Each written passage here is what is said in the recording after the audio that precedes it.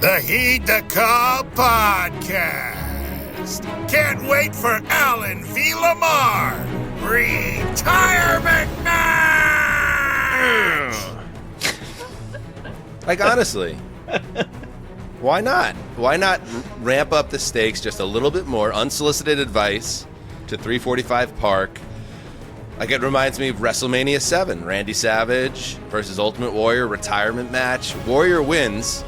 Savage goes away for, like, the equivalent of if, let's say, Josh Allen, after losing a game this weekend, like, he came back 6 months later. So whoever loses, we say they retire. We have all the juice that comes with that, the press conferences, the tears, and then that guy shows up for voluntary OTAs and nobody even thinks anything of it. Anyway, just a thought. Always trying to make the product better. Welcome to Heed the Call. Dan Hanzus here. Great crew, new crew. Jourdan, Rodrigue, Mike Dugar, Conor Orr. Mark quit. He no longer works on the show. Just kidding. Mark's okay. Mark's a little under the weather today. So Conor, thank you for pinch hitting. Of course, this is an honor. It's good to see the other half of the crew. Hi guys. Hi Conor. Yo. This is like one of those sitcom Hello, crossovers. everybody. It's like one of those sitcom crossovers where, you know, we just don't know how it will go. And it could go great. It could be a chemistry disaster. We'll talk about sitcoms a little bit later. Do not worry, Mike. though. Mark, relax. Get your rest. Mike, so we're just going to – this is a live-action chemistry exam, and we're going to see how we do. Are you feeling confident? Yeah, always. I have faith in this. All right, that's good. It's like Spoken like a man wearing a hoodie that has Tupac and the Beatles on it at the same time. This is going to be a wild show. I can feel it. Yeah, it's definitely. I looked it up before we went on. Yes, the picture is definitely real of Tupac dressed in Detroit Red Wings gear and a bandana, spitting on a camera, leaving a courthouse, I believe, in 1994, 1995. Yeah. I did a quick search. Tupac spits at the reporters after leaving state Supreme Court, May 7th, 1994. 94. There we go. And I then remember it like it was yesterday. Yeah, the Beatles looks like that's early period Beatles. Strange bedfellows, just like this show, Jourdan. Just like this show. I'm very excited though. I know, I'm fired up. I've been excited for this. I was sad to miss last week, so this is good. This is fun. I have lots of notes that I will not ramble about, Dan. I promise. Well, this is yes. We're going to try to bring this thing under 3 hours. There's only 4 games to talk about, but they are, you know, 4 of the best games all season. Everybody knows it because there's nothing, in my opinion, better than divisional round weekend. So we're going to have fun. Remember, we're going to do our fearless predictions at the end of the shows because of all the horrible stuff with the fires last week, and the preview show is just Mark and I. We pushed fearless predictions a week. Skins competition. This week's fearless predictions were double. Okay? I'm ready. Oh. Yeah, nice. So the competition just got I channeled more my real. Michael-Shawn Dugar expert at fearless predictions ethos, and I tried to go big on this one. So Smart. I've been like saying that all year to myself, but then Mike just puts in that little extra bit of effort that I can't do. So I just keep on making the same dumb shit over and over again that doesn't work. And Conor, you're going to be picking on behalf of this Cess dog this week. So you have to do right by him because he's tied with me for last place right now. So there is a different type of competition going on at the bottom of the standings. that was my question, and so I immediately need to just rewrite this quick and predict like a death or something like a plague or something very, very sad and strange. So I'll get back in the workshop. All right, let's get to it. Let's start where we must. Let's start with the retirement match, okay? Let's start with the game that I think I said it on the last show. Every year there's usually one game that's an absolute beauty, right? At least one, usually more than one in the playoffs, but the one that really stands out, and to me, this is the one that really stands out. I refer, of course, to the Baltimore Ravens, champions of the AFC North and winners in the wild card round. Easy victory over the hated Steelers, traveling to Orchard Park to face the number 2 seed Buffalo Bills. Retirement match. Okay, it's not a retirement match. It should be a retirement match. It's not. But the stakes are that big. This is on CBS, Sunday, 6:30 Eastern kickoff. Nance Romo, Wolfson. Jim? Conor, I'll start with you as our special guest on this Thursday show. Not a retirement match. However, there's got to be an intense, well, I'm sure in these locker rooms and at these facilities, the excitement and everything and the adrenaline is off the charts, but they're human. In the back of their mind, the stakes are so high because if you wake up on Sunday on the wrong side of this game, organizationally, it is chaos and pain on a level that you probably won't find anywhere else in the league spinning forward.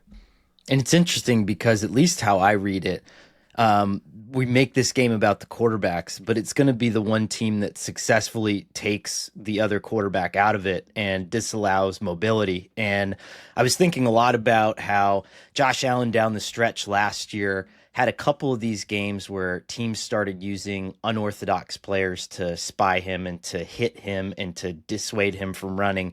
And Baltimore, just from top to bottom, seems to contain the most amount of players who could do that to him and to really disincentivize him from leaving the pocket. And so as much as I want this to be one of these games where both of these guys throw for 400 yards, I think it's going to be one of those where the quarterbacks get hit early, they get hit really often, and it's going to be about what does your 2 through 11 look like? What's your supporting cast look like? And you throw the weather in there too.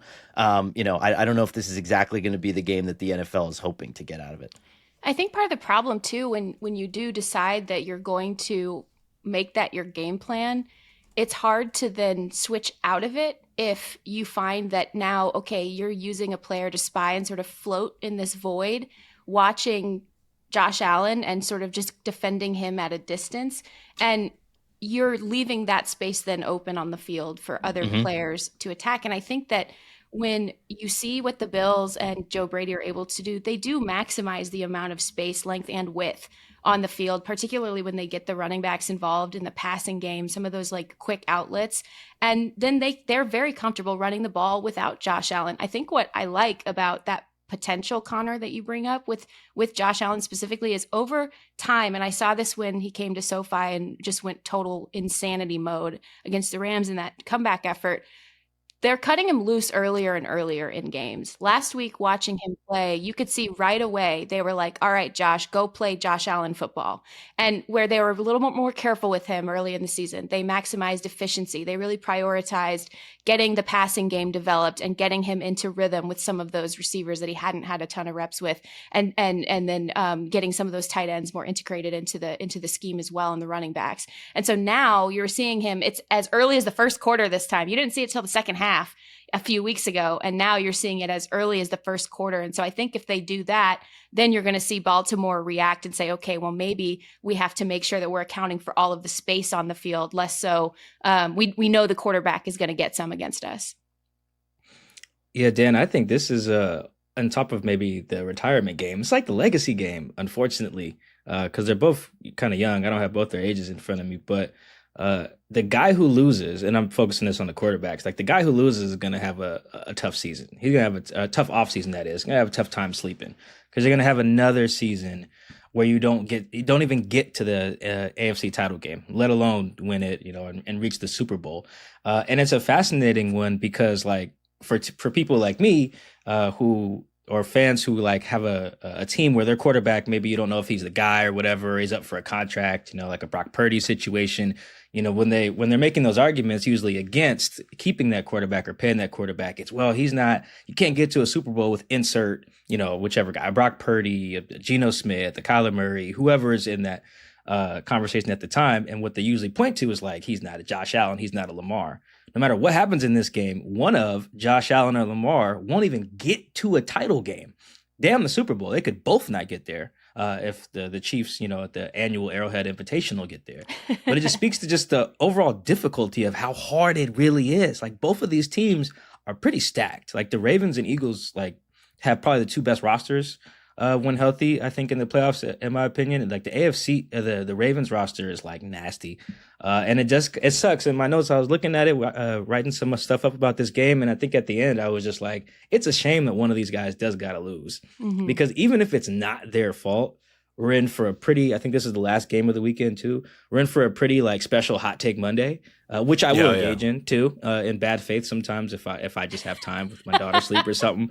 But it's a shame because if one of these guys could really ball, and I actually think the Ravens are going to win, but like no matter what direction it goes, I feel like this should not be, but it will be probably an indictment of one of them, or team building, or their franchise, or whatever. And it sucks because the real like nuanced takeaway should just be it's hard to win in the NFL and it's hard to get to conference title games. And especially in the AFC, we kind of had this conversation in a different manner earlier in the week when we talked about how the AFC in this era of football, and by the way, Lamar and Josh are both 28. Lamar just turned 28 last week. They are playing both, these guys are playing in their 20s at the peak of their career. Josh Allen, Lamar Jackson, Joe Burrow, Patrick Mahomes. They're just like in these death matches every January.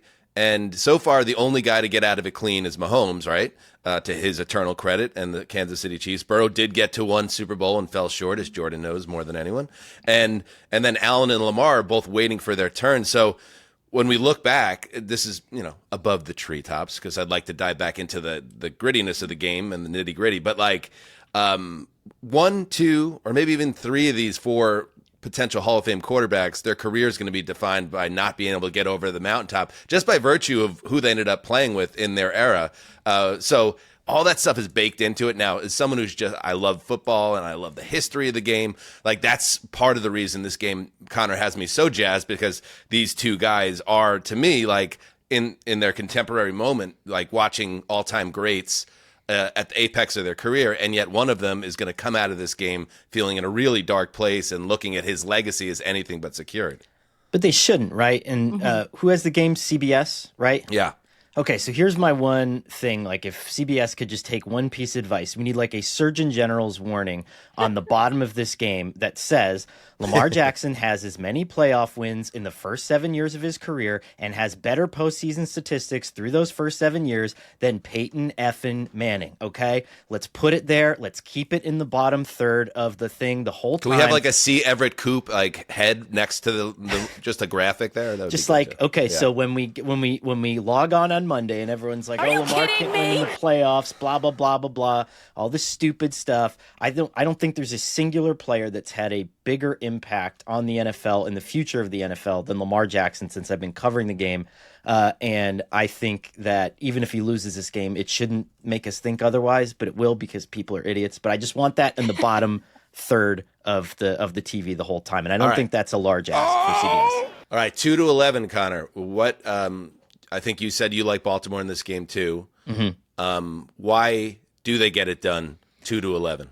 Well, I know there was a lot of talk, right? I mean, I think this defense took some time to adjust when Mike Macdonald left, and I think that there was, a growth period there. But I just think they have different types of players who can play different types of games a little bit better, where if this turns into a fast break, Baltimore's got a certain set of personnel on the field. If this turns into a, 3 yards in a cloud of dust, I like Baltimore's chance to adjust a little bit better defensively. I just think they have the bodies to do it, whereas I think Buffalo needs a few more things to go right now. I was really impressed at the way that they played the quarterback run against Denver, although it didn't really end up mattering all that much. But I just don't think they have the speed 2-11. I don't think they have the body types 2-11 that Baltimore has. I liked how calm Buffalo stayed when Sean Payton's script was executed. Like, his scripted calls went perfectly, like better than anyone, and he even had like sort of a "f you" call in there too, as he tends to do as well. That deep throw touchdown. So I liked how calm they stayed. I think they're going to need that composure, Buffalo will, because the Ravens are going to throw so much at them. And the reason I'm picking the Ravens in this game is because of this series. Not only do I think that they just have the most complete roster in the NFL right now and have for some time, and the pieces are all fully activated this late in the season, other than the potential of Zay Flowers, who we're still sort of waiting to hear about whether he's able to go. But the series that Lamar Jackson threw the touchdown pass to Rashad Bateman last week, to me, encapsulated so much about what this Ravens team is capable of doing, because on that drive, they executed a sequence of inside run plays with Derrick Henry that all featured like these tiny little minute details that gave pause to the defense, because they had just a little bit extra to look at and diagnose on everything. It could have been the way that the blocking surface was about to lay out through the efforts of not just the linemen, but the tight ends, the receivers, the fullback. or it was the way that Lamar's cadence would operate. They would force hesitation because, is this maybe going to be a pass play? And obviously you have the threat of runner pass with him every single play. It was the way that he was even pulling the ball back and delaying the fake handoff or the handoff itself. And then by the time they started figuring it out near the very end of the drive, he did pull back and purely throw a great touchdown pass. And that's what playoff football really is. The teams that make you figure them out drive after drive after drive, play after play after play in different ways. And then the next time you come out and take the field with your offense, that's not the way that they have to defend you. Those teams win deep into the postseason. The Ravens have had the capability of doing this, but I don't think they've had the dudes and the execution over time over these last few years. And this year, I think they do. And that's why I'm picking them, because I think that they're too much mentally and physically to handle, because if all of that fails, they're just going to run in your face. Zay Flowers. I got it, I swear. I promise. Zay Flowers did not practice on Wednesday. John Harbaugh told reporters on Monday the Ravens were in we'll see mode with Flowers. So we'll keep an eye on what happens today. But the number one wide receiver, who they didn't seem to miss overly in their wild card round, but this is a different beast, and we've talked about how important Flowers is to their offense. Also on the weather front, here we go. Zuzzer checking in, the meteorologist. Putting it on. The game is Sunday evening. 28 degrees. Oh. Mainly cloudy. 24% chance of snow right now, Mike. All right, let's go around the horn, Mike. So you have Baltimore. What's the score you got? Let's see. I'll go 23-20, which I think would be a decent showing for Buffalo's defense, which I'm really not a fan of. I don't generally like turnover-reliant defenses, just as a general rule there, which they are. And then the Ravens don't really turn it over that much. I think they had third lowest turnover rate. So, yeah, got a close one. Hopefully it really doesn't come down to either kicker. But, yeah, like 23-20 Baltimore. How about you, Connor? 28-27 Baltimore. I was going to Mike convinced me to just push the score up just slightly after his thought. So I was like, you're right. All right, 28-27. Some sort of a missed field goal comes into play, but not by Justin Tucker. Ooh, something. Ooh. We'll talk about legacies, boy. He better not miss a kick of consequence like that in this game. Jesus. Jourdan, we remember how the Bills went out last year. It was a missed kick by the guy who's still the kicker, Tyler Bass. So there's that element of the story as well. What's your pick? I'm picking the Ravens. You guys will not be shocked because I'm so good at lines and things like that I did not do scores, but I'm going to go on the fly here. 27-23 Ravens. Okay. Dan, can you pick a scoregami? I mean, it's so easy to pick a scoregami because there's 1,000 of them. But yeah, I'll try. How about, I don't know, 37-33 Bills. I like that. Go I'll big. be the guy that says this will be remembered as the quarterback game because very rarely have we seen two quarterbacks as locked in at the same time as Allen and Lamar. I don't see either laying an egg in this game.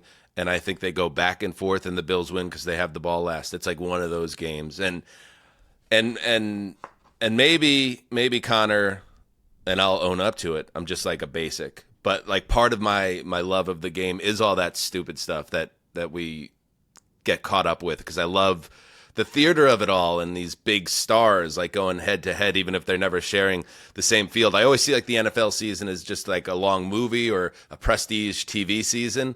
And this is like the penultimate type episode where all the real shit happens, and then everything else is kind of just settling matters. Otherwise, I can't wait just to see not just like how the game goes, but the post game and the conversations that are had afterwards. That's just me, Connor. We need more, I guess I'm a basic. There you go. We need more people like you because, week 2 of the playoffs, no, just we don't. like the blackness of my heart takes over, and I'm just like, the NFL sucks, and you're going to get Texans Rams in the Super Bowl because that's what you deserve, So just to have your to have your energy and your enthusiasm, I think is very necessary. Man. Isn't it weird that Amari Cooper, by the way, doesn't have any role in the offense, really? Like that was supposed to be the piece that was going to take their wide receiver group, but they're totally fine. Like their offense is totally fine without Amari Cooper being the guy that they ostensibly got him to be. It just speaks to like Allen's ability to just make things happen. And how good Khalil Shakir's been too. Mm-hmm. He's been awesome. Really good. All right. Let's keep moving. Football. Sports. Gotta love him. All right, let's go to the Saturday evening game. The Washington Commanders, the 6th seed in the NFC, traveling to Detroit to get the Lions. Now, this is Saturday, 8 p.m. Eastern on Fox. It's Burkhardt. It's Brady. Big Brady game, Connor. Andrews and Rinaldi. So here we go. I mean, the Detroit Lions, Mike, are a team that they are America's team. Everybody wants the Detroit Lions to see it through and get to their first Super Bowl. The Commanders, are they a pushover? Are they? I know the story is that the Commanders can give this team a scare or even maybe steal a game, but do you find that this is the game that the Lions are going to be tested to their limits? So I will read, I think this is the last note that I had after diving into this game late last night. Quote from me, quoting myself, this is great. Love that move. Gotta love it. This is a big ass spread, but honestly, I think it might be appropriate. The Lions offense is a weapon of mass destruction, and the Commanders has some very productive individual players, 2 all-pro linebackers, but not sure they have the horses, end quote, from myself. Because I tried to talk, when I was looking at these games, I kind of went into it from the lens of, can I talk myself into the underdog winning? Which got a little tricky because the spread flip-flopped in the Ravens game. But in the other 3, it was very easy to go through it with that lens. And I was like, not really. I think what this game could come down to, just very simply, is a 4th down variance. It's a teaser for my fearless prediction. Because if that was really the key, I thought, to that Commanders game. You know, they were trying to maximize their opportunity to score points, and I think it really mattered. I think they went for 4 of them, got 2 of them. I think 3 of the 4th down decisions, the opposite decision would have been a field goal attempt. I think one of the other ones would have been a punt. And that really, I thought that won them the game. And I thought like the Lions have the 1 seed in part because they were on the right side of 4th down variance in that Vikings game. Vikings just got screwed because the 4th down stuff was just a mess. And the Lions were better in those situations, and boom, they got the 1 seed. And the Vikings are out of here. But I think any team, that's why I bring up the variance, because any team can upset someone when you're just talking about that. 4th downs are a coin flip. Maybe there's a holding penalty. Maybe there's a face mask. Maybe a defender falls down. The weather won't matter here. But just there's so many things that could happen. Ineligible downfield is called or it's not. That's been a funky penalty this year for teams with screens and RPO stuff. So I think if there is a way for the Commanders to win this game, maybe it's a shootout or whatever, but I do think it kind of comes down to that. Like when you got the ball, like you got to have your foot on the gas, try to maximize every possession, roll the dice every time that it's applicable, which Cliff and Dan Quinn have been really good at. So I still like the Lions, and I actually like them big, but I do think they just got to kind of get weird if you're the Commanders, particularly when you're on offense, because, I'm just not a fan. As much as I love Bobby Wagner, it's the homie, I'm just overall just kind of not moved by the Commanders' defense, which I think is going to be a problem. Connor, you're shaking your head in agreement.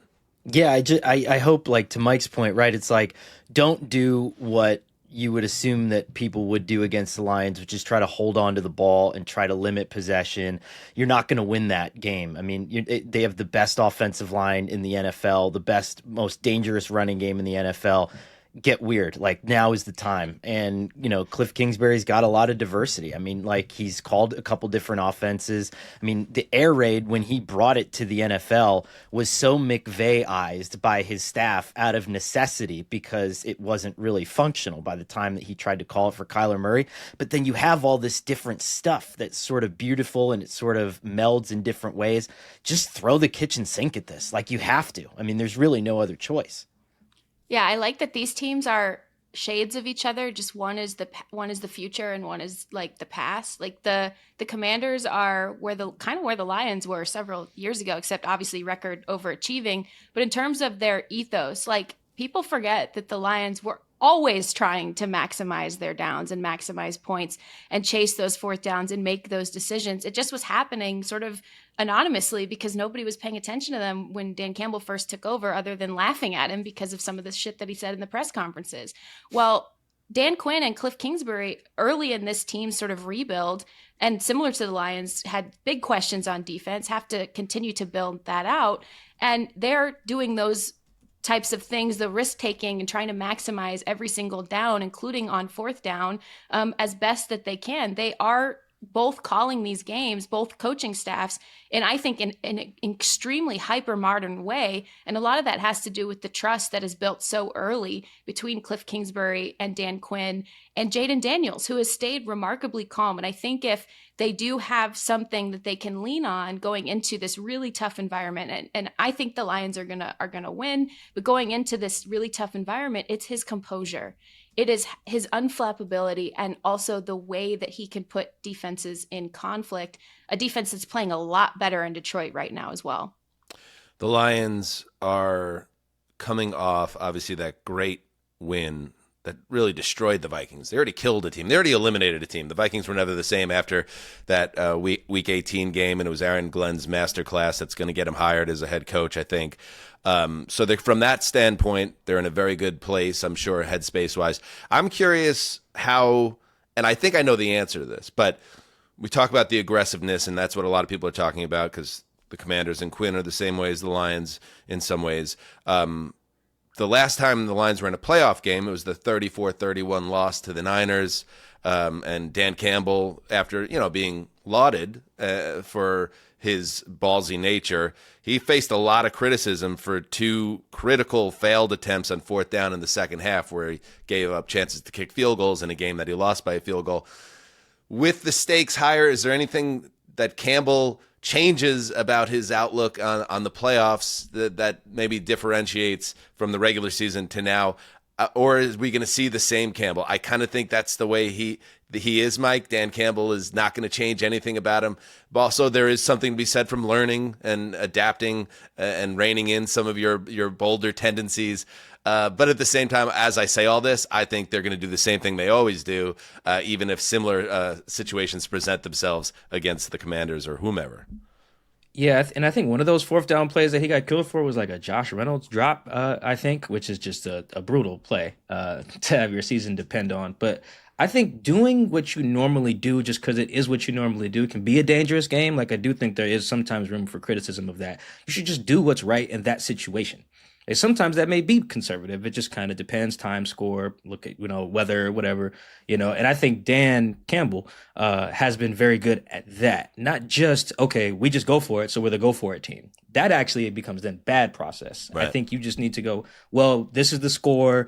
This is the look we want. Maybe one of their starting corners is hurt, so we kind of like, JMO's matchup here, so we're going to go. You got to play the moment, and I think Dan did that correctly, I believe, in every situation last year in that Niners game, and so far he's been doing it pretty good this year. So yeah, I think that both of these teams have done that really well. I haven't watched as much Commanders earlier in the year, but I do know Jayden. Every time I watch him, he is nails in those cut situations. To Jordan's point, I was just looking it up just now. Jayden leads the league this year in drop back EPA on fourth down. Mm-hmm. Dude is cash. Now, these sample sizes aren't huge, but that's impressive for a rook. I'll read you the top five. It's Jayden, Josh Allen, Patrick Mahomes, Jared Goff, and Kirk Cousins. Hey-o. So we got two of the top four most efficient fourth down quarterbacks in this game. I don't think that's I think that contributes to why these guys are here and why their offenses are so good. And it shows how this game could be close if either one of these numbers just kind of gets funky, because fourth downs, third downs, they all can get weird. I just think ultimately that Lions offense, man, it's a scary thing. Their tricky thing on fourth down is where's the ball going, mm-hmm. Whereas on fourth down with the Commanders, you can kind of be like, let's double Terry. It's not a guaranteed game plan, as the Bucs just learned, give up a touchdown. But I mean, it's a plan that I trust a little bit more going into this game. Yeah, and on the Lions offense, they're expecting running back David Montgomery back, who's the Knuckles to the Sonic and Knuckles tandem in the backfield. He's missed the past 3 games. He has a knee injury. Kevin Zeitler, their guard, cornerback Terry and Arnold, both injured in Week 18 against the Vikings.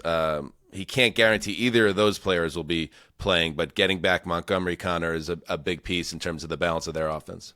I just have a weird take on that. I think watching Jahmyr Gibbs in a solo role, I'm not saying that Montgomery isn't valuable. And clearly when we saw Gibbs getting stuffed at the goal line, there was, find a way to pound this thing in there.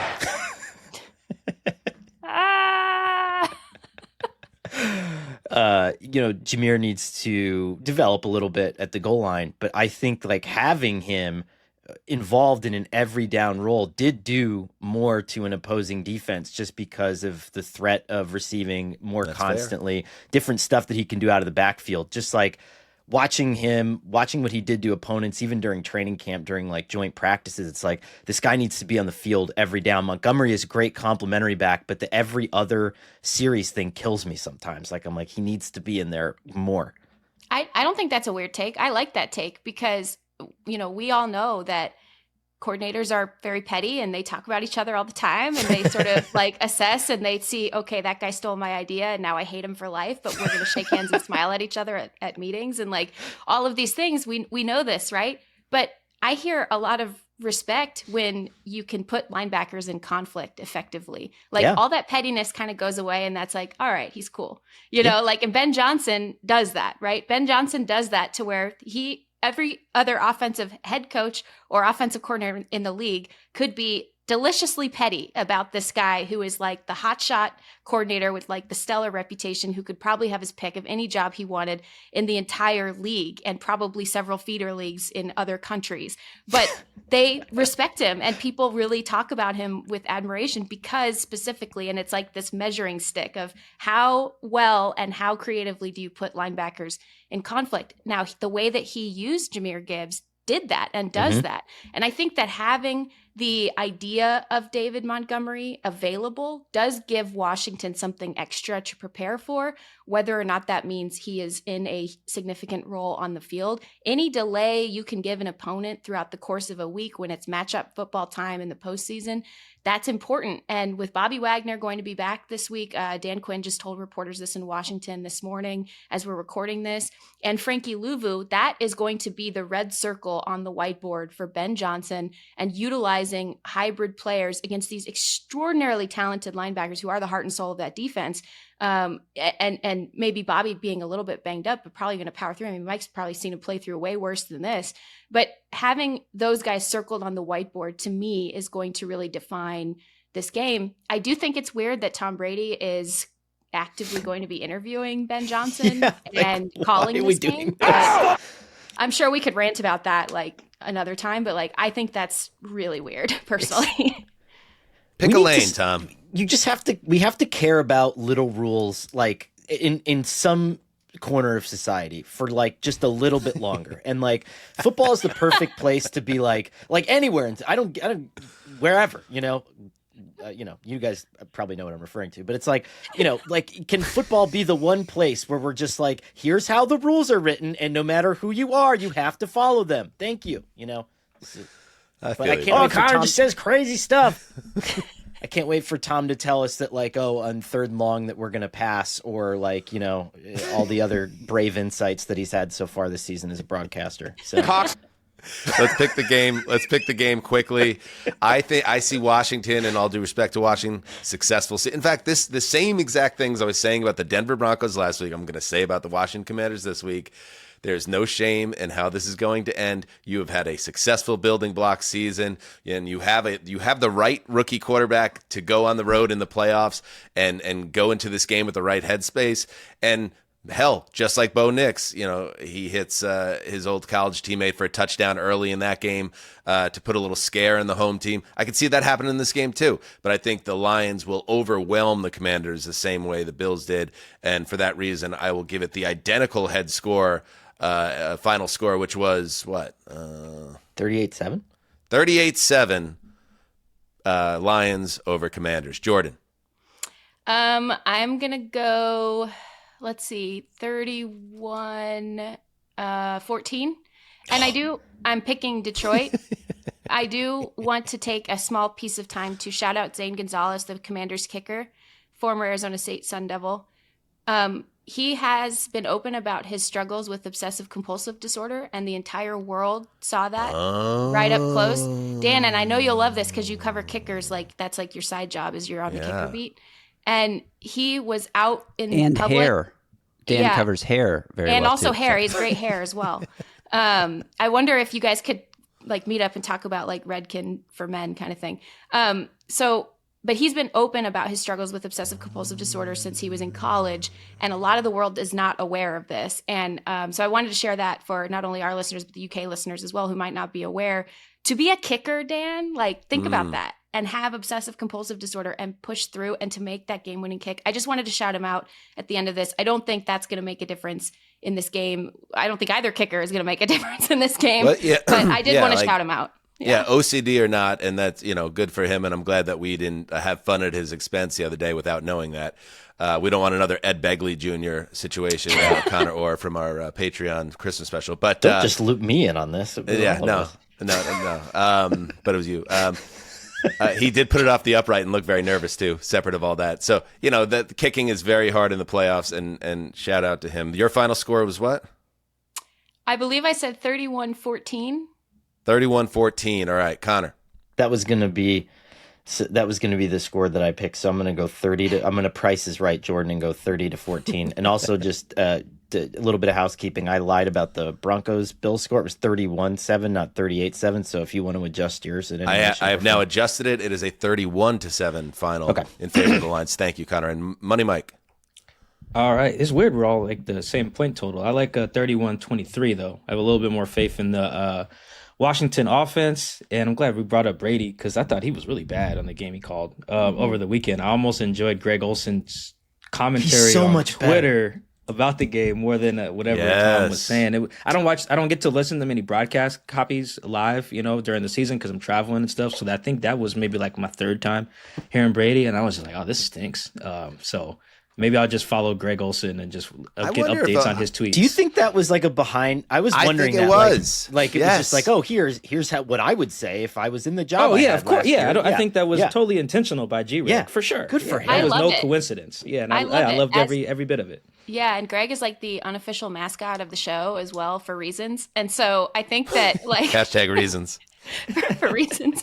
And so I have loved like sort of this like little subtle pettiness or not so subtle pettiness. I remember back when there was news about Brady getting that A-team seat, and he was like at a charity event in Charlotte. They do a lot for him and his wife do a lot for the community and a lot of the hospitals in the community over there. And he basically was like, they're going to have to pry that job out of my dead hands. Essentially, he was on one for sure. And if you don't know, Olsen was going viral a little bit on social media during that game because he was pointing out, well, viral might be strong, but I saw it. He was pointing out that an instance where a team should have went for 2 after a touchdown to keep it from falling behind 9 points after you give up an ensuing field goal, and just like the type of strategy that ideally the guy that's getting paid $30 million a year or whatever should be saying. Anyway, all right, let's take a break. We're at the midway point. And by the way, football is not the only sport on the calendar right now. The NBA season is in full swing, too. And Underdog has... Oh. Police headquarters, how may I direct your call? Officer 1215 over. Please hold. Officer 1215 over. Terry, slow down, man. I don't have time to slow down, Lieutenant. Lisa is dead. A little birdie told me the lion and his henchmen are at the old warehouse by the river.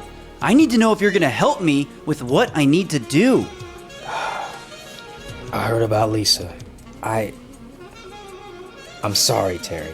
Sorries won't help me. I need your best men on this. You know I'd do anything to help you, Terry, but I can't spare anyone with the Queen in town. The mayor will have my throat if I pull any of my guys. Oh, of course, Lieutenant, of course. But what about Lisa's throat? The throat that exploded in my car? That's not fair, Terry. Also, your kids were in the car too, right?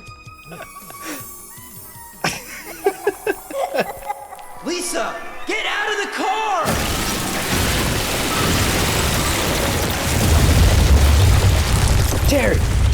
Terry, snap out of it, man. Where am I? Oh, yeah, look, if you won't help me, Lieutenant, then I'll just have to help myself to some cold, hard justice. Terry, no! Go ahead and protect your precious queen. I'm used to being a lone wolf anyway.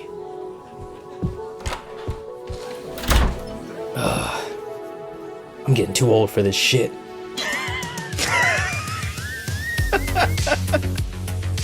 Nightly NBA Pick'em slates, discounts, and promos aplenty. You can even play against other users with daily tournaments and private drafts where Underdog is giving out over $100,000 every single day. Just download the Underdog app, sign up with the code HTC, and receive up to $1,000 in bonus cash for our U.S. audience only. That police chief, that lieutenant sounded familiar.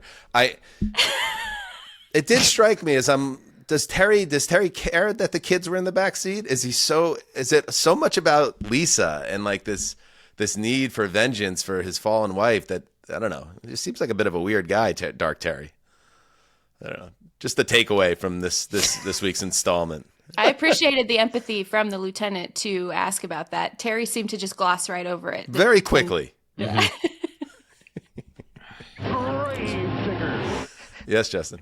I disagree. I feel like bringing up the kids is what triggered the flashback and put him into a headspace where he wasn't even present in the moment anymore. Agree to disagree. I think he doesn't give a shit about the kids. That was the energy I felt emanating off a man that's obviously consumed by rage and grief.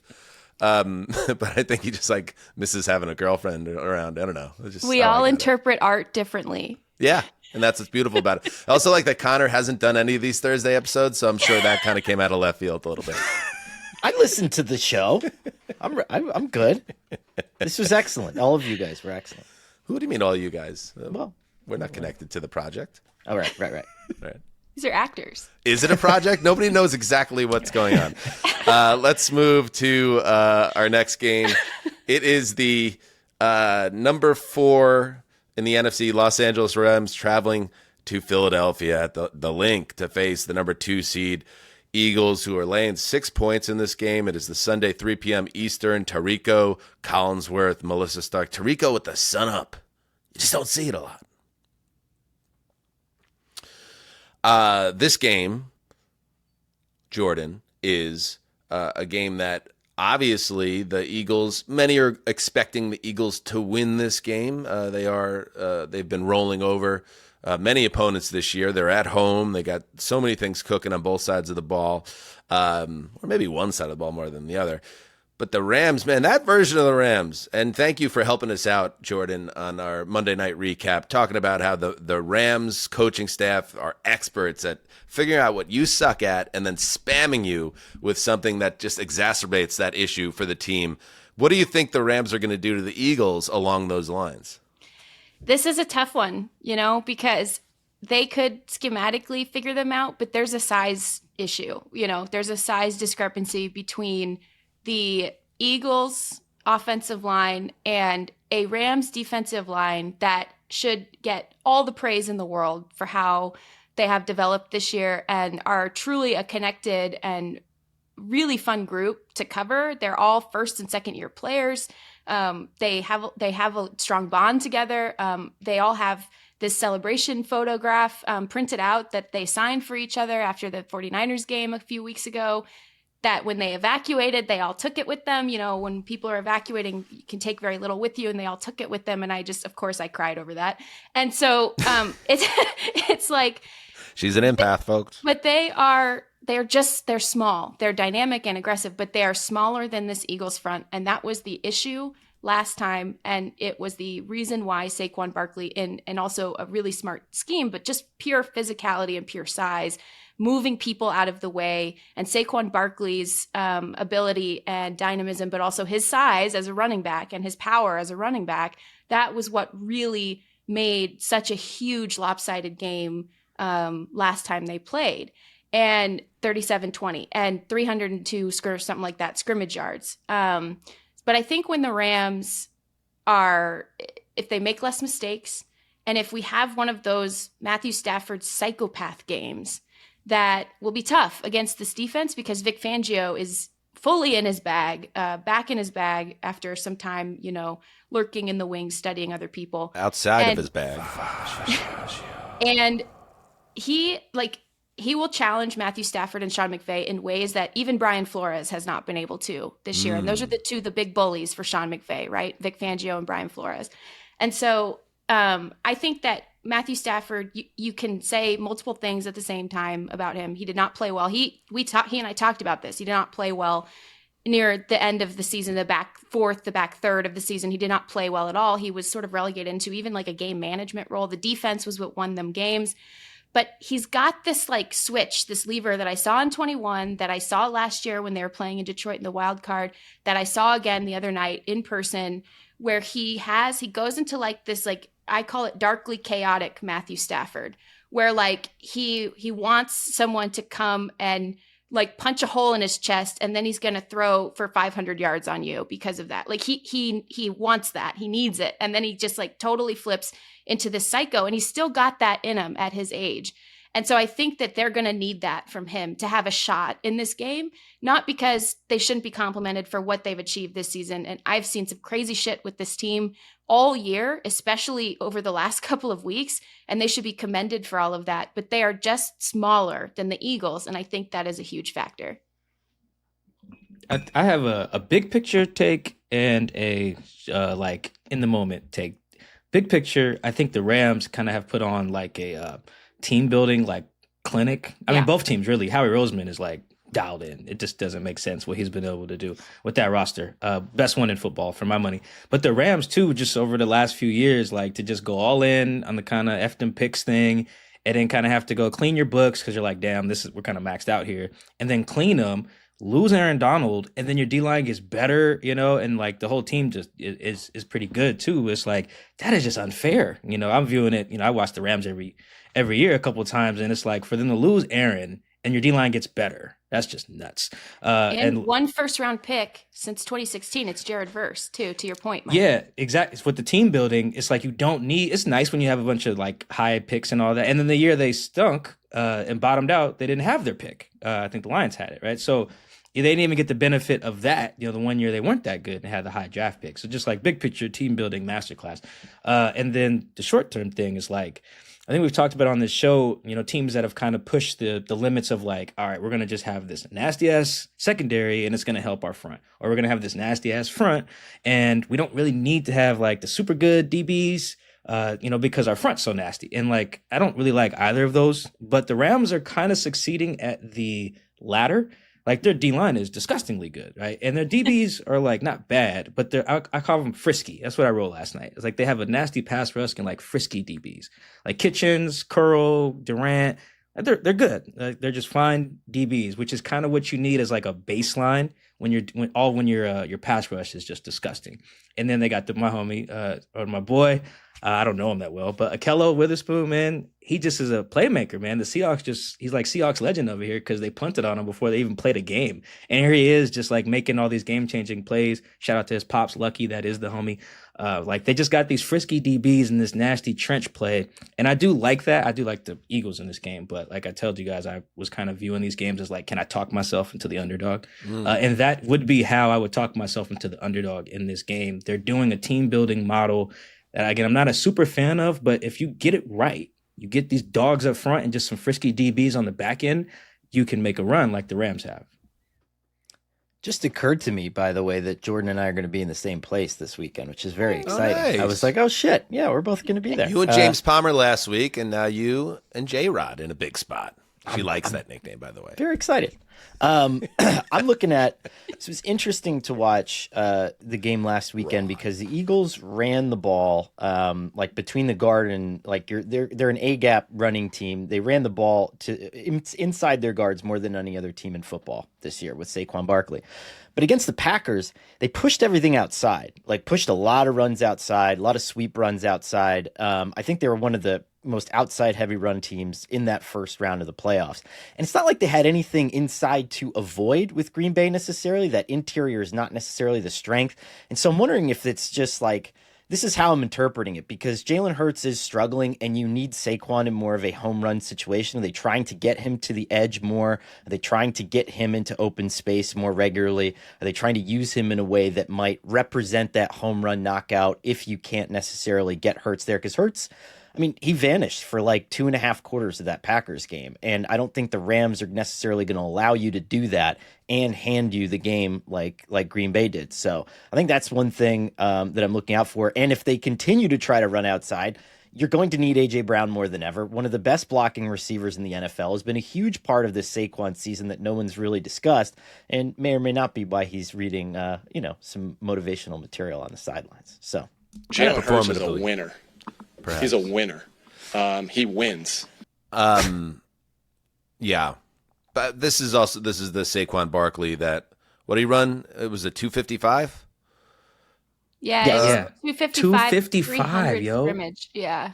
Was that the game where Sirianni, and I gave Sirianni some credit for once, was like, hey, do you want to go break the record? And he's like, nah, let the other guys eat. That was the Giants game when he could have set his career high against Isn't this his amazing? former team. Like how many different Saquon games, like we get them confused. Like, hey, you have a chance to be historic this week. Do you want to be historic? And to his credit, keeps saying no. I mean, actually, a little Saquon thing here. And I love Saquon Barkley. He's a Bronx guy. Like he was a good Giant. Now he's a great Eagle. But how about we do some things, break some records? We're okay with it. Like you don't have to slide down there at the end of the game last week. Just have your historic touchdown, go right in, run for 200 in that game. Maybe become the all-time leading rusher in the playoffs this year. Like just be a little bit more about Saquon. That's my only criticism of his entire season is it's almost to a fault at this point. He's like, I don't care, nothing matters. Like, bro, you're only on this planet for a finite amount of time. You're only at this level of greatness for a finite amount of time. Take advantage of it. Show the world how beautiful you are as an athlete. Let's pick this game. I mean, what an insane rant. I am going to say, I know Eagles fans know exactly what I'm doing here. The Eagles are just the better team. The Eagles, I like what Jourdan's saying. They're bigger. They're bullies. They could beat you on the inside. They could beat you on the outside. We mentioned Barkley as this, you bring in this Hall of Fame player at the peak of his talents that takes the offense to another world.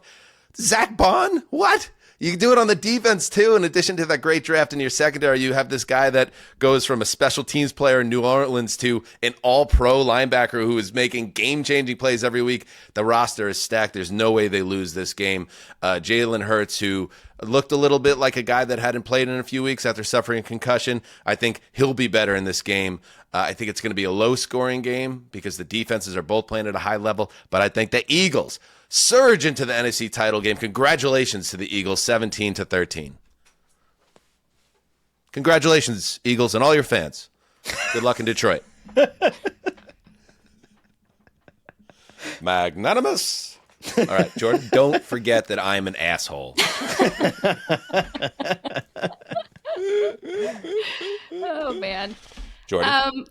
Logic and reason and pure matchup football, whether it's the size discrepancy up front, whether it is what good running teams have done to the Rams front all season, whether it's the threat of a running quarterback and what they've done to the Rams defense all season, and the fact that Vic Fangio, even if the Rams go 12 personnel like they've been doing a lot, Vic Fangio does not have to change his defense one bit because he's got Dejean Parmesan in the star who can cover these tight ends. All of those things tell me to pick the Eagles. But I've been through a lot of shit this last week, and so has Los Angeles, and so have the Rams. And I'm going to tell you guys, if the Rams can beat this Eagles team, I think they're going to win the goddamn Super Bowl. So I am going to pick the Rams.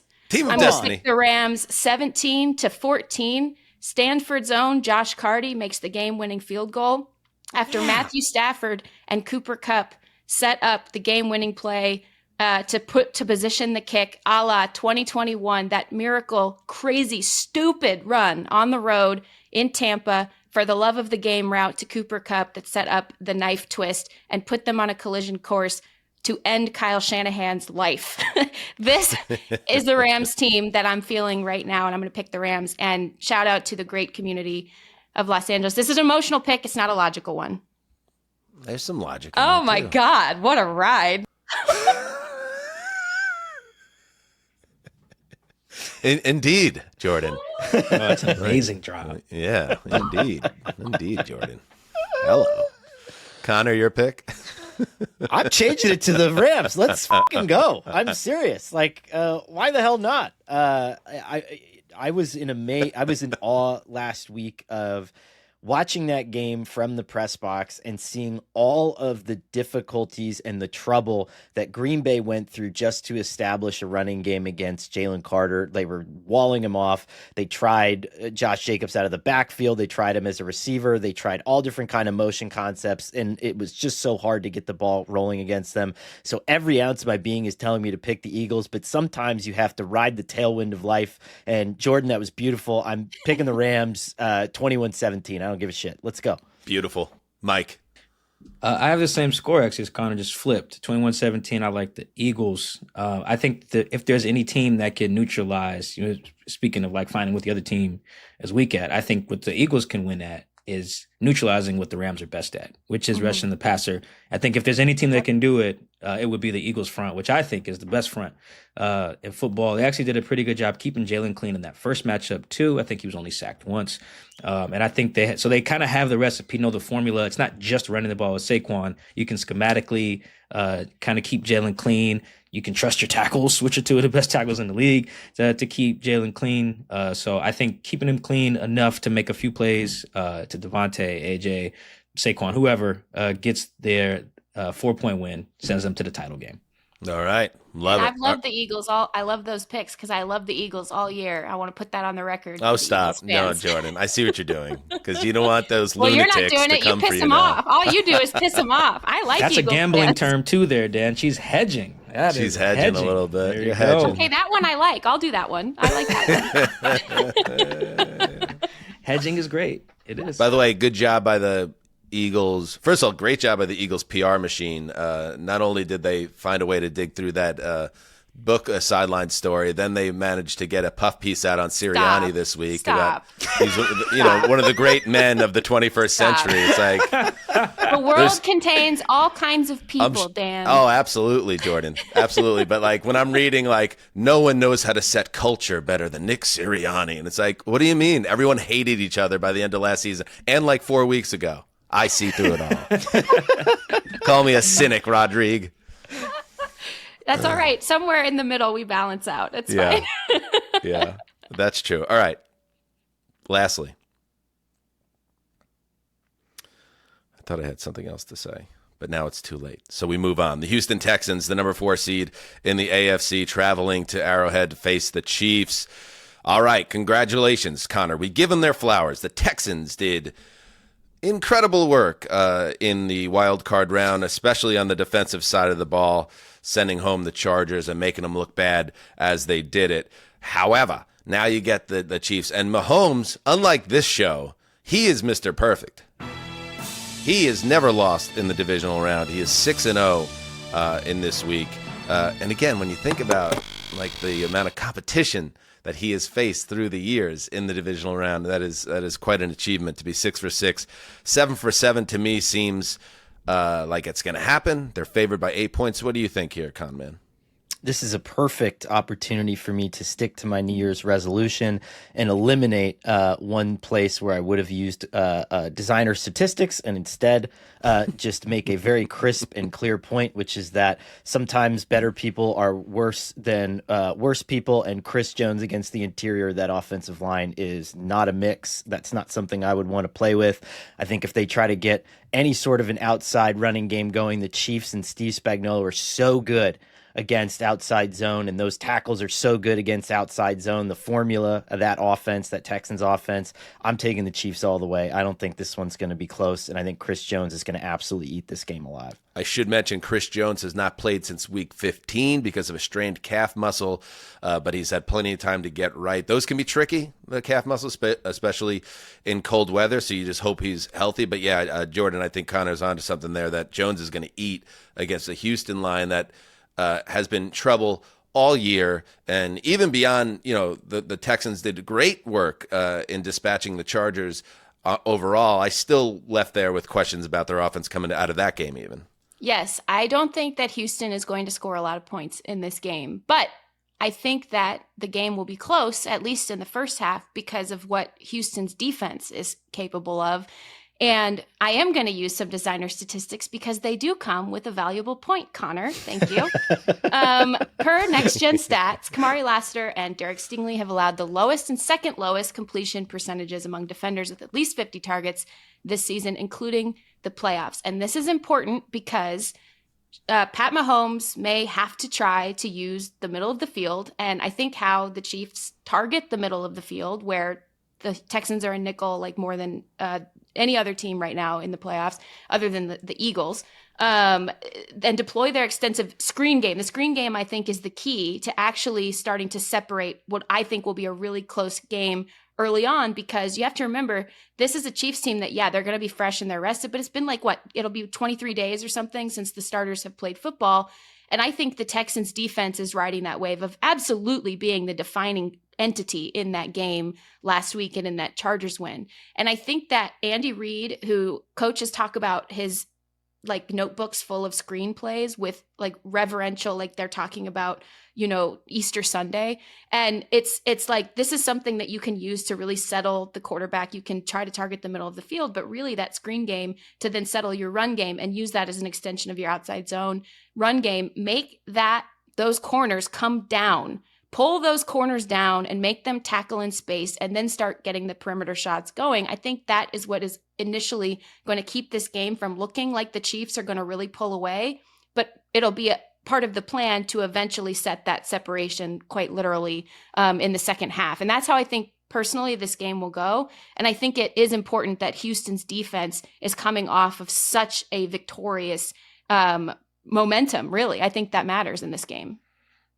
Yeah, so viewing it again from the underdog lens, this is the game I had the trouble with the most, actually. It's really, really bad matchup for the Texans, mostly because their offense. I think Jordan's right. If they have a chance, it'll be because of their defense.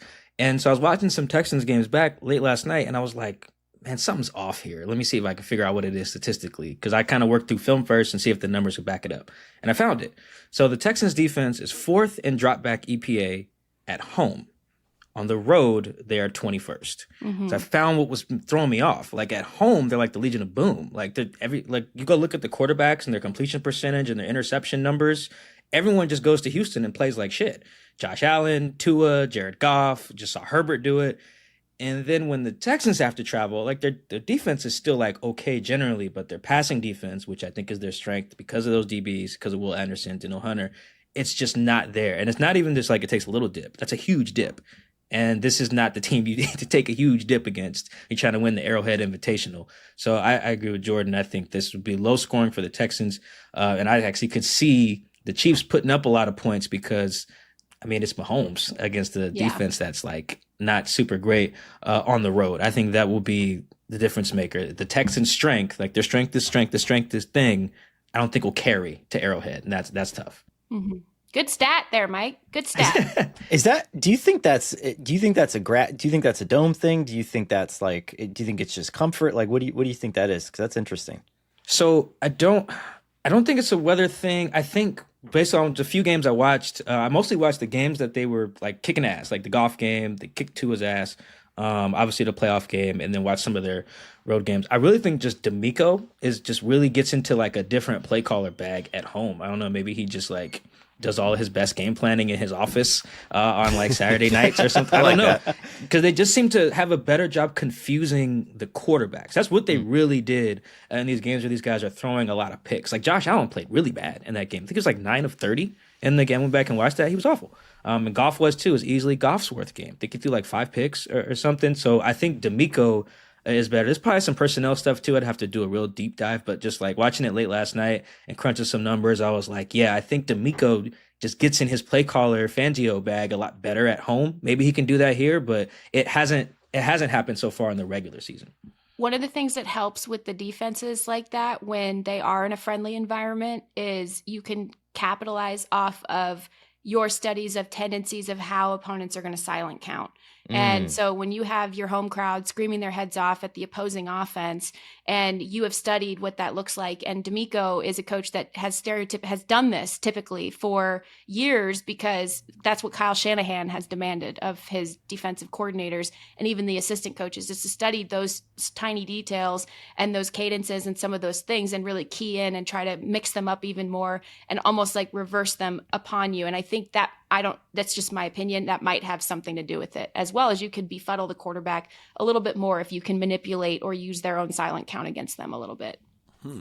Could be cheating like the Patriots and during Belichick too. Just kidding. Connor just says some crazy shit. Somebody had to say it, and he said it, and now it's out there in the world. Oh, Connor just says crazy stuff. All right, let's pick this game. Like the pathway to a Houston shocking the world scenario is Danielle Hunter and Will Anderson go off like they did last week. They both had a 25% plus pressure rate on poor Justin Herbert. Danico Autry also got after it in that game. It was just a masterclass in getting after a QB. Can they do that against Mahomes? Mahomes' offensive line is not, an impenetrable fort. So can you do that? Can Derek Stingley, your boy, Mike Dugar, can Sting make a game-changing play? They're going to have to steal points here, either on the defensive side of the ball or in special teams. That said, I think what makes Kansas City is they tend to avoid those catastrophic errors, especially in January. And for that reason, I don't think it's going to be necessarily exciting. It's going to be the game that kind of is the big take-care-of-business game. 26-13, I got the Chiefs. Oh. Yeah, I was texting the homie DJ Bienemy covers the Texans for ESPN, and I actually told him, I was like, yo, if they're gonna win, I'm reading our text now, I was like, they're gonna need a generational day on defense or special teams. I do think that is gonna be the key. There's one matchup in particular, I can't remember number 74's name for the Chiefs, the guy who like false starts every play, their right tackle. But I think him versus Danielle Hunter.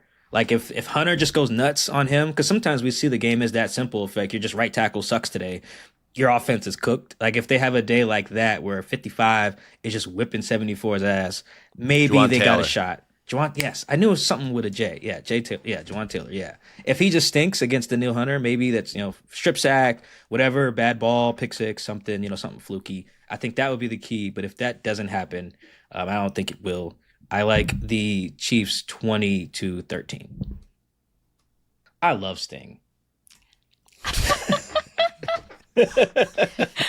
Even when I got my prediction right too. Oh, well, no, you didn't get the full Sting drop there. You didn't get the Sting penalty drop. That's okay. That's fair. Not yet, anyway. Connor, I think about like narrative busting games that annoy me as someone who has to be in the locker room and just listen to all the players say, no one in the media believed in us that we could do X. And so I think that the Chiefs offense is just going to come out like lighted on fire and score like 38 points. And like all the receivers are going to be awesome. And Travis Kelce's going to have 100 yards and everybody's just going to be like, oh, you guys didn't talk about the way that we were so awesome on offense all year. And then we're trying to do our jobs in the locker room. And so that's what I predict. It's going to be like 38-21 Chiefs. Okay. And Jourdan, the Travis Kelce rising from the dead come January again.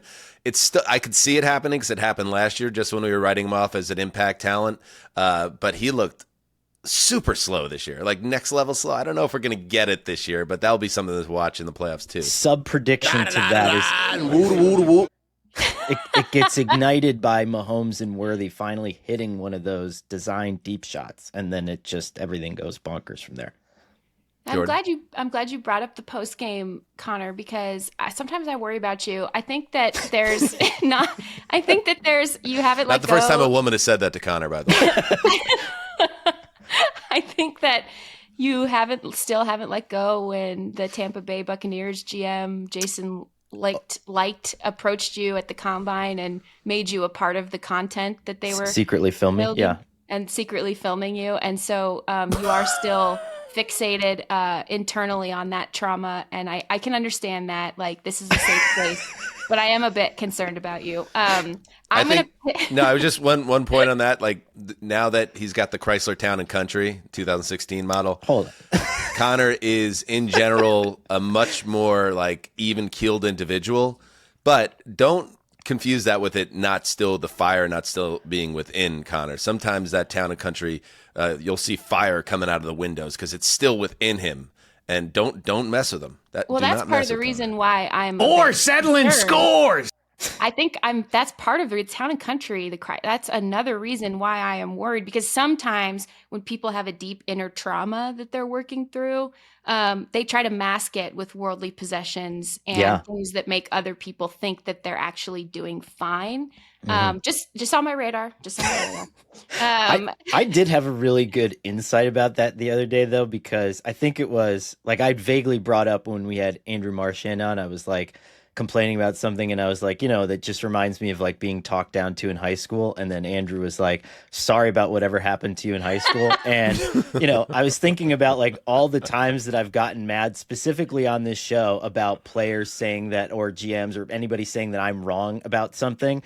And I will say, like, I was on a run the other day and it hit me in like a very cosmic moment that I was like, it all did go back to like this like one thing like in high school. And I was like, and that's where my like crippling Napoleon syndrome developed from. So I was like, it's good. It's good that I get a chance to work this out in front of everybody. Excavating things. I'm really proud of you, and we did some really good work today. We did. This was a lot cheaper than regular therapy. So. All right, let's. So I'm going to pick the Chiefs. Oh yeah. Sorry. Sorry. You got the Chiefs. I got the Chiefs. I'm going to go 27-10 Chiefs. All right. Let's take a break, and then we'll do some fearless predictions. Are you playing on Underdog yet? Here's one reason to start. This weekend, Underdog is bringing back Split the Pot for the divisional round. That means that for each NFL matchup this weekend, you could try to guess who scores the first TD, and if you're right, you'll win your cut of $100,000. Here's how it works. Pick who you think scores the first TD in one of the games this weekend and apply your token to that player. You will have 3 tokens for each divisional round game, meaning 12 total, so you could select 3 players per game. Just make sure to build a new entry for each pick. If your pick is the first TD scorer in that game, you'll take home your share of the $100,000, even if the overall entry loses. Oh, that's nice. So download and play on the Underdog app, sign up with the code HTC, and for new users, you could receive up to $1,000 in bonus cash for our U.S. audience only.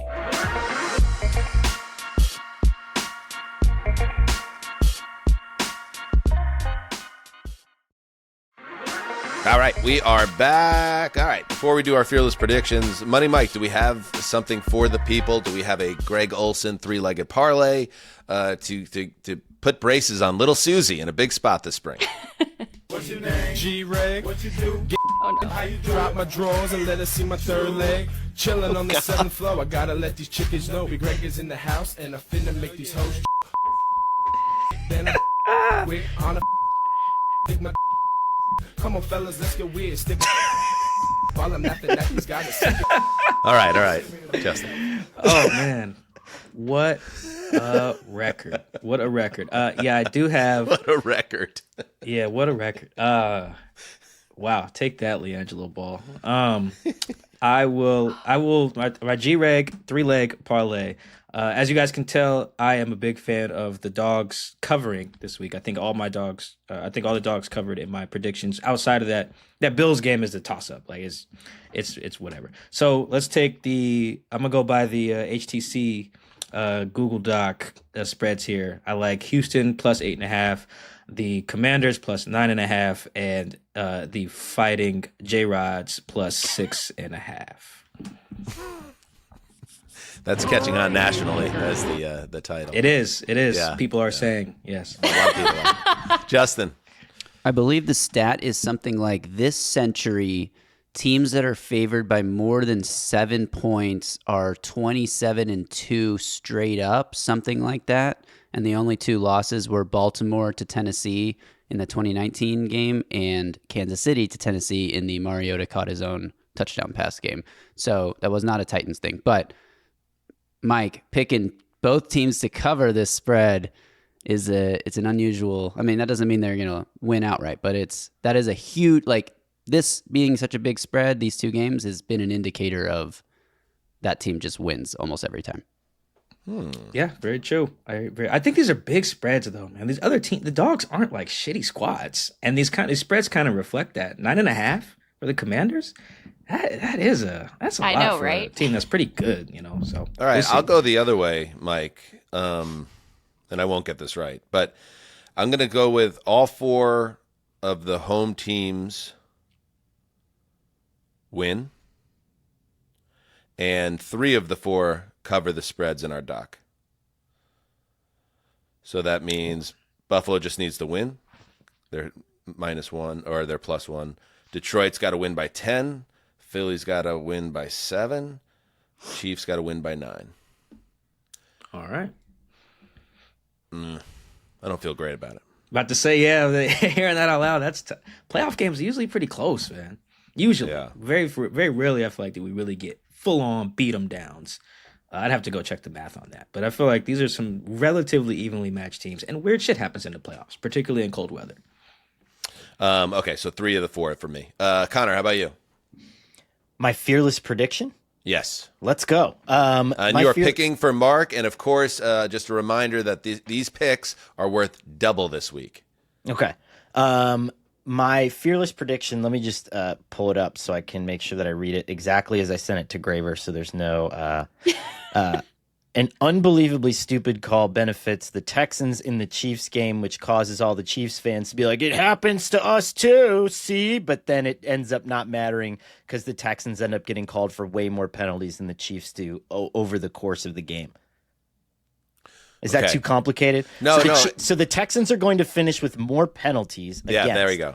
But there's going to be one very loud, social media worthy missed call or in a ridiculous call that goes against the Chiefs, and that causes their fan base to go to martyrdom, full martyrdom mode. And you know why I think that is fearless is that typically what gets people upset is that the Chiefs always get all the calls, it feels like. So you're saying in this case it goes the other direction, and Chiefs fans don't like getting some of their own medicine. Ooh, spicy. This seems Mike, like a good opportunity for Justin to fire up and then redirect his Tennessee Titans bot farm at this cause to get a win for Mark. True. Mike, did you give your fearless prediction, or that was just your 3-leg? Bot That farm. was the 3-leg. It can double as, but I also have a separate fearless prediction. Yeah, let's do that as well. All right. So my fearless prediction is it goes back to the Commanders-Lions game. I think that game will feature at least 9 fourth down conversion attempts. This includes any special teams, fake field goal, fake punt, I love that. whatever. I think this is going to be the fourth down game because it's going to have to be. I feel like both teams are going to go into it with that mindset. You said 9? Yeah, that was. I tried to figure out whether that was the season high. It wasn't. A Jags game had 10 for some reason.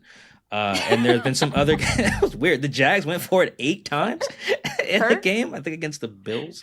I want to say that game featured 10 fourth down tries between the two teams. So weird. And there were some games that had 7. This is just unbelievable. I couldn't believe my number crunching last night. I was like, "You kidding me?"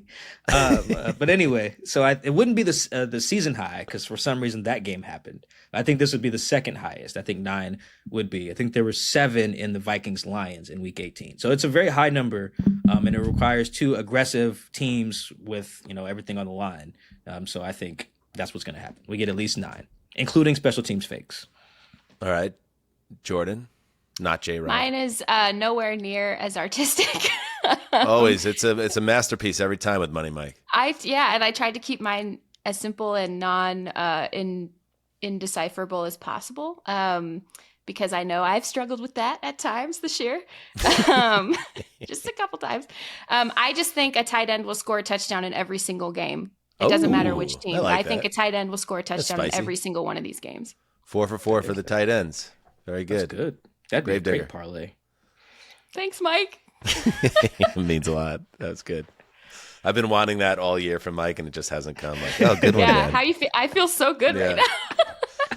Mike, when I do my fearless prediction, Mike's like, "Oh, that's an interesting one." Yeah. Shit. Hello. He's like, Justin. That has a good personality,